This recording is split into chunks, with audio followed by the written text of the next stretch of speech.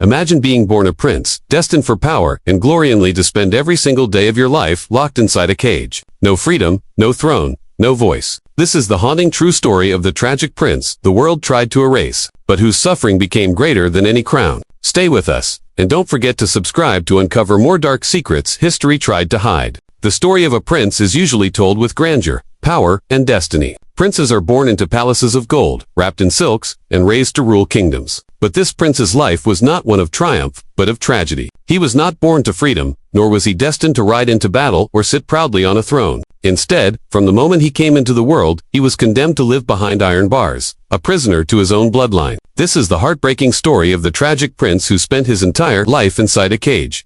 It begins in a kingdom torn by fear and suspicion. The ruling dynasty was powerful, but paranoid. In a palace surrounded by soldiers and whispers, princes were not always seen as heirs to be nurtured, but as potential threats to be eliminated. In this world, a prince's birth was not celebrated as a blessing but treated as a danger. And so, when this unfortunate prince was born, the royal family decided that he must never be allowed to walk free. His cage was prepared long before he could even crawl. Imagine the first days of his life. While most children were taken out to gardens, held by their mothers under the sun, this boy opened his eyes to the cold bars of confinement. The sounds that filled his ears were not the laughter of family, but the clinking of chains, the echo of guards' footsteps, and the distant noises of a world he would never touch. His cradle was in darkness, guarded by soldiers, and his only companions were shadows. His cage was not a simple prison cell. It was built inside the royal palace, hidden deep in its heart. It had high windows with iron grills through which only slivers of sunlight entered. The walls were bare stone, and the floor was covered in straw and rugs. For food, trays were slid through the bars, carried by servants who avoided his eyes. To the outside world, he did not exist.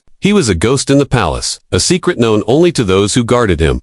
The reasons behind his imprisonment were never simple. Some said it was the fear of rebellion, that one day he would claim the throne against the reigning monarch. Others whispered that a prophecy had cursed him, warning that if he ever walked free, the dynasty would fall. There were even rumors that his very birth had been unwanted, that he was the son of a concubine whom the king despised. Whatever the truth, the result was the same, a lifetime of captivity. As he grew older, the prince began to realize his condition. As a child, he must have reached for the barred window, curious about the voices he heard outside, the birds that flew past. Perhaps he asked the guards why he could not leave, only to be met with silence. Over time, questions turned into resignation. His world was only as wide as the cage allowed. But even in captivity, his mind wandered. He was provided with books, though not freely. The palace scholars gave him carefully chosen texts, filled with history, poetry, and religion. Through these pages, he escaped into other worlds. He read of kings who conquered, of warriors who fought bravely, of lovers who defied fate. He memorized poetry, whispered verses to himself in the lonely nights, and perhaps imagined himself as a character in those stories. Books became his companions, his windows to a life denied to him.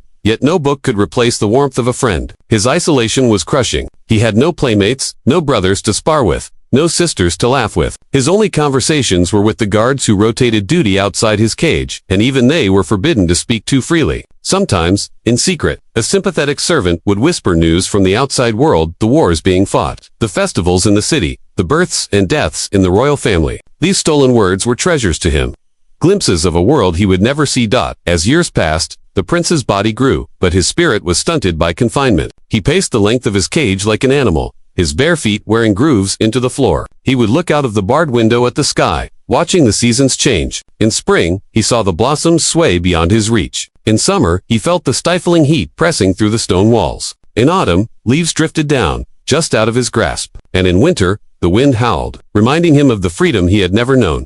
There is something haunting about the idea of a royal child growing into adulthood without ever stepping outside. He could hear music during celebrations in the palace, drums and flutes echoing down the corridors, but he could not join. He could hear voices of relatives, but they never came to see him. He lived surrounded by life, yet untouched by it.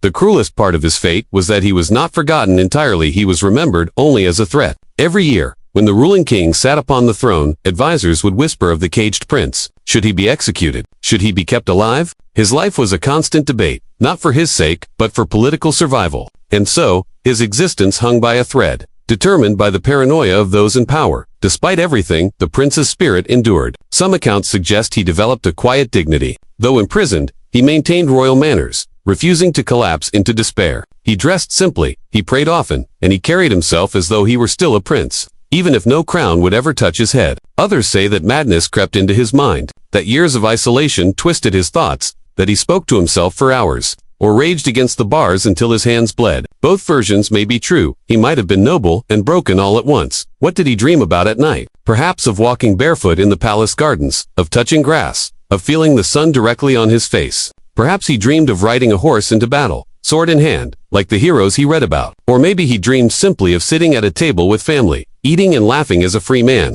His dreams, so ordinary to us, were luxuries he would never know. The story of the tragic prince is not only about one man, but about the cruelty of absolute power. His cage was not made of iron. Alone it was built from fear, politics, and the ruthless logic of dynasties. He was a prisoner, not because of crimes he committed, but because of the blood that flowed in his veins. He was a prince by birth, yet treated worse than the lowest servant. His existence was a warning of what unchecked power could do, how it could strip a human being of even the simplest rights. As part 1 of his story closes, the image we are left with is heartbreaking. A young prince standing at the bars of his cage, watching the sunlight fall across the courtyard, reaching out for a world that was never his. He is both royal and wretched, heir and prisoner, alive but not truly living. His tragedy had only begun, and as the years stretched on, the cage would become not just his prison, but his entire world.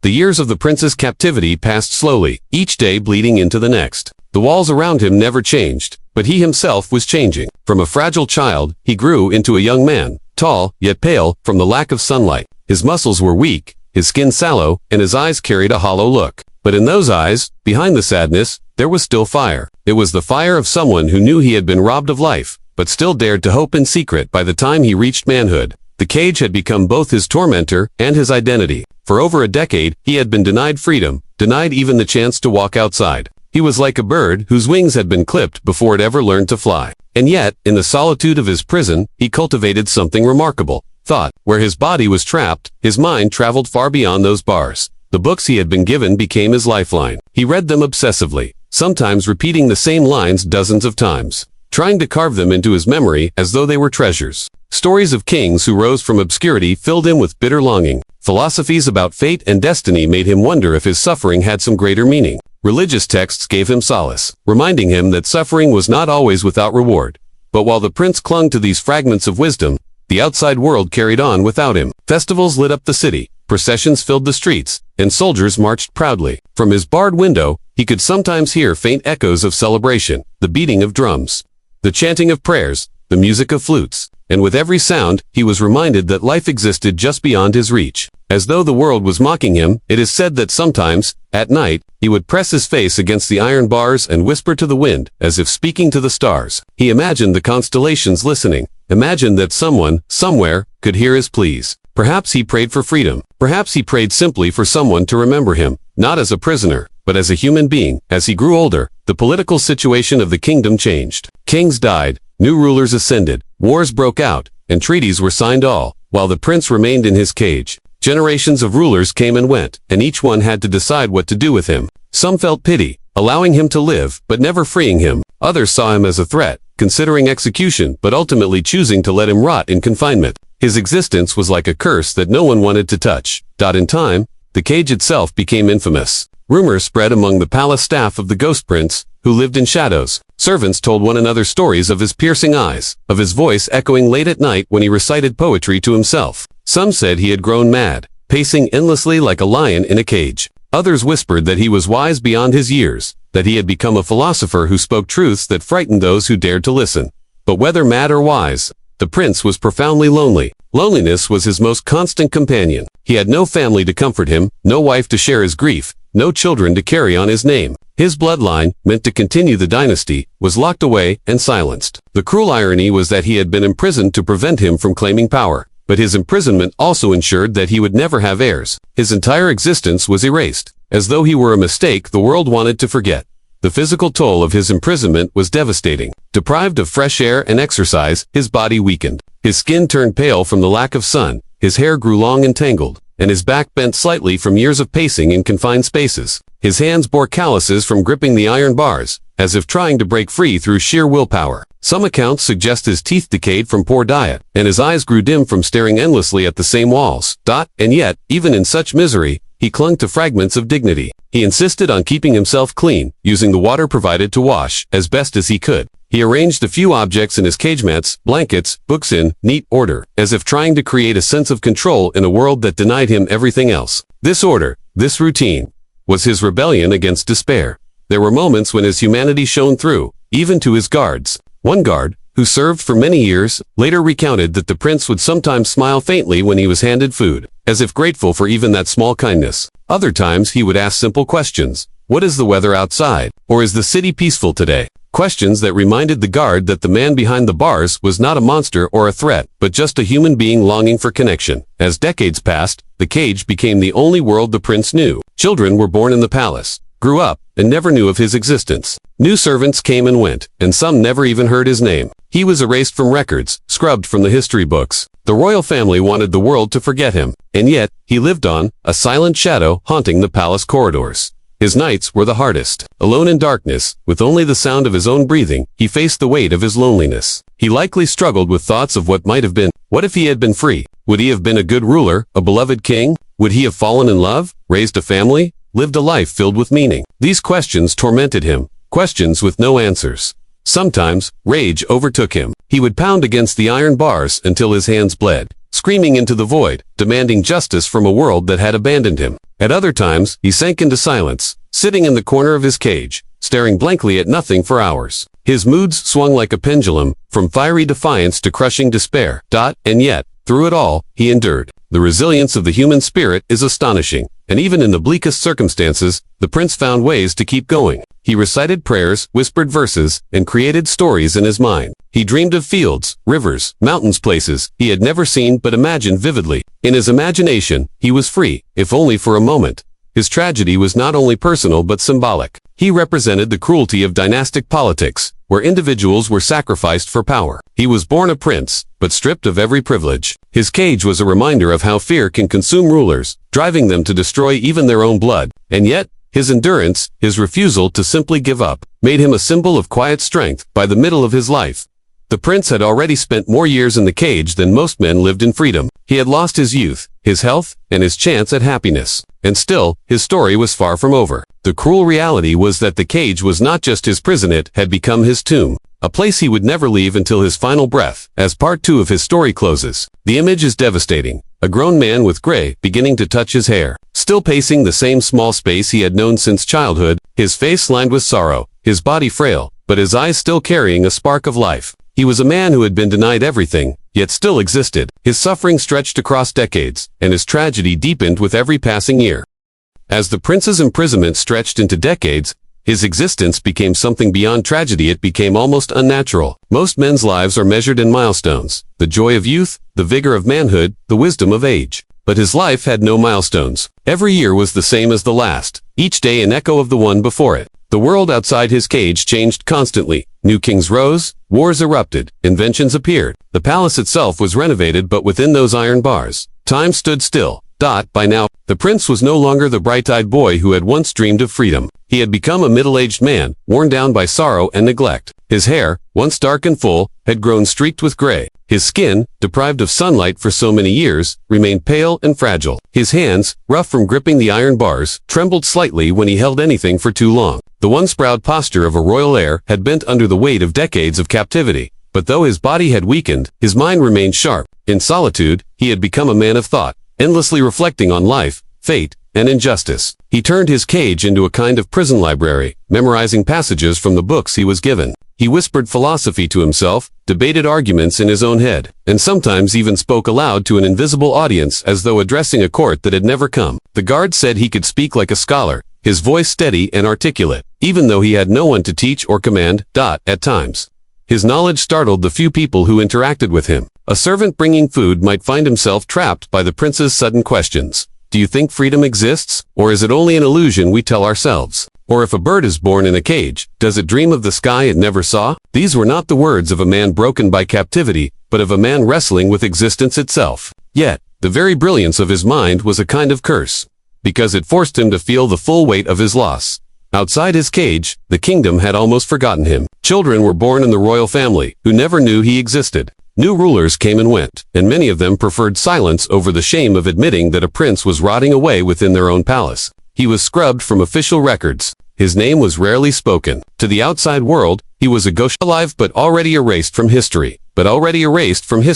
However, whispers continued. Servants who passed near his cage told tales. Some said the prince was mad, pacing endlessly, muttering to himself in voices that echoed eerily. Others claimed he was holy, that his suffering had given him a wisdom beyond ordinary men. A few even said that his eyes glowed in the darkness, a haunting reminder of his royal blood. These rumors spread through the city, turning him into a legend even while he was still alive.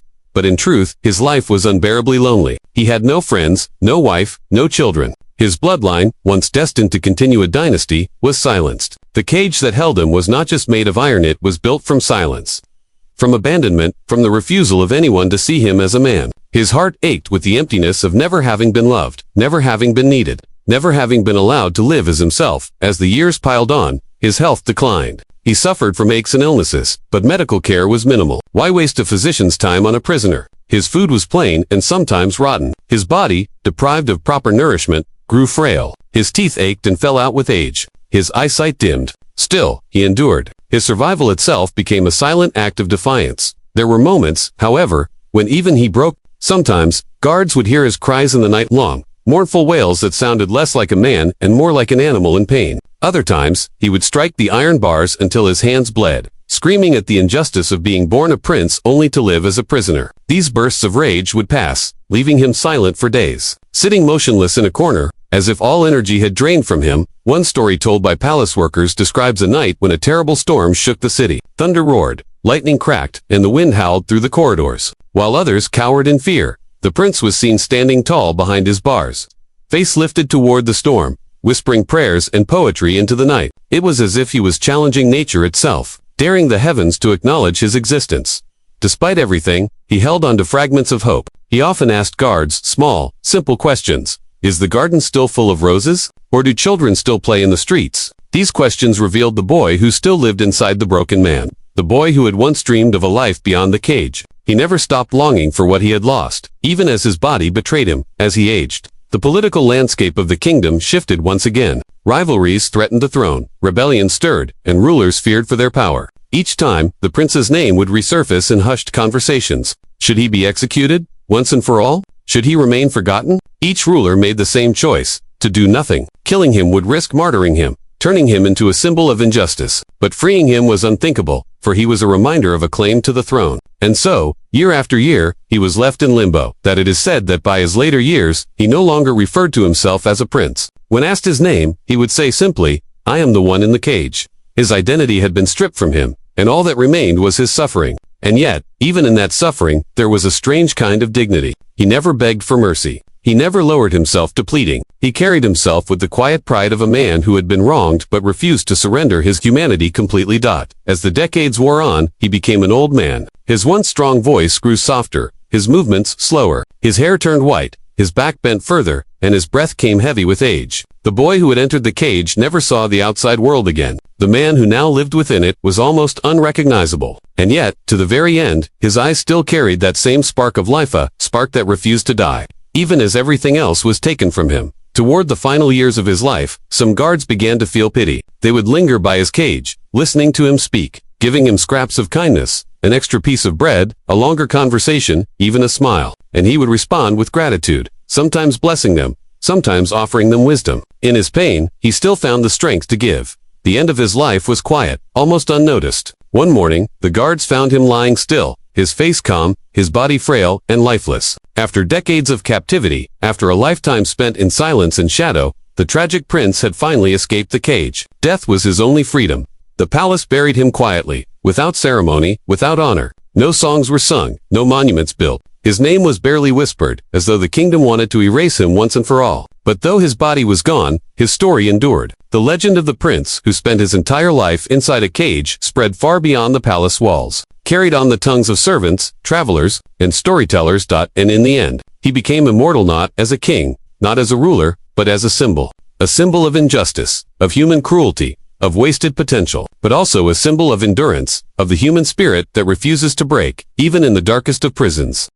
The death of the prince inside his cage should have been the end of his story. For the palace officials who had guarded him, his passing was almost a relief. One less burden to hide, one less secret to protect. Yet, ironically, the moment his frail body was carried out, whispers surged louder than ever. The very act of his death breathed new life into his legend. For years, the people of the kingdom had only heard rumors. Some believed the prince was long dead, others thought he had been exiled, and a few imagined he had fled to a foreign land. When news finally broke that he had, in fact, been alive all along, living and dying behind iron bars, the people were stunned. The reality was even darker than the rumors. Among commoners, the story spread like wildfire. Parents told their children, servants whispered in kitchens, and travelers carried the tale far beyond the palace walls. The idea of a royal child who had spent his entire life caged, stripped of freedom and dignity, became a powerful image. It stirred questions. What kind of rulers would treat their own blood in such a way? What crimes had the prince committed to deserve such a punishment? And if this could happen to a royal, what hope did ordinary people have against tyranny? The rulers of the time tried to suppress these stories. They ordered silence, forbade discussions, and punished those who spoke too loudly.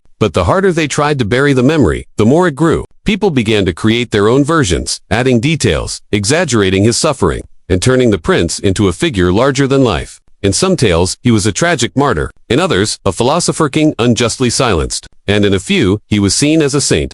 His suffering compared to holy men who had endured pain for greater truths. Generations later, his story refused to fade. Writers recorded fragments, poets crafted verses about the prince in the cage, and eventually historians tried to piece together what had truly happened. Yet by then, fact and legend had become so deeply intertwined that no one could separate the two. What is undeniable is that his imprisonment changed the way people looked at power. For centuries, rulers had treated princes as pawns, caging, blinding, or killing rivals to secure the throne. But the tale of this one prince stood out. It revealed not just cruelty, but futility. A life wasted, a man erased. And yet, in the end, his suffering became more remembered than the reigns of the kings who had caged him. The palace where he had been confined eventually fell into disrepair. New rulers rebuilt, redecorated, and renovated. Yet, in the deepest corners, where iron bars still rusted, some whispered that his ghost lingered. Guards claimed they heard footsteps where no one walked, the faint rattle of chains when the corridors were empty, or a low sigh echoing through the walls. These ghost stories added to his legend, turning him into not just a figure of history, but a presence that haunted the very stones of the palace. Travelers from far lands came seeking the tale. Foreign chroniclers wrote about him, fascinated by the strangeness of a prince who had lived his entire life caged. His story crossed borders, becoming known in distant lands as a cautionary tale. Some used it as an example of the dangers of unchecked power. Others saw it as a reminder of how fragile human life is when caught in the gears of politics. On the kingdom itself, centuries later, the prince became a symbol of resistance. Whenever people felt oppressed by rulers, they invoked his name. "Do not let us become like the prince in the cage," they would say. His suffering became a metaphor for all the silenced voices, the forgotten souls who endured injustice behind walls.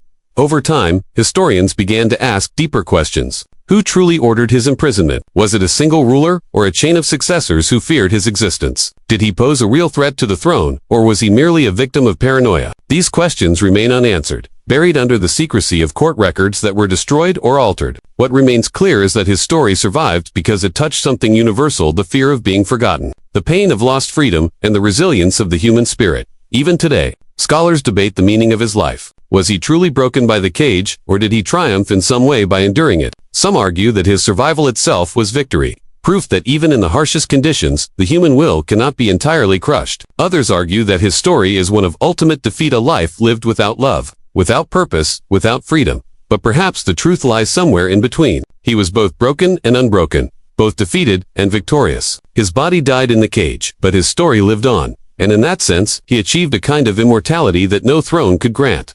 Legends describe his final moments in different ways. Some say he died with a smile, finally freed from the bars that had held him. Others claim he whispered a prayer, blessing even the guards who had confined him. And in some versions, he left behind a final message, carved into the stone of his prison: "I was born a prince, but I die a prisoner. Let my story remind the world that freedom is the greatest crown."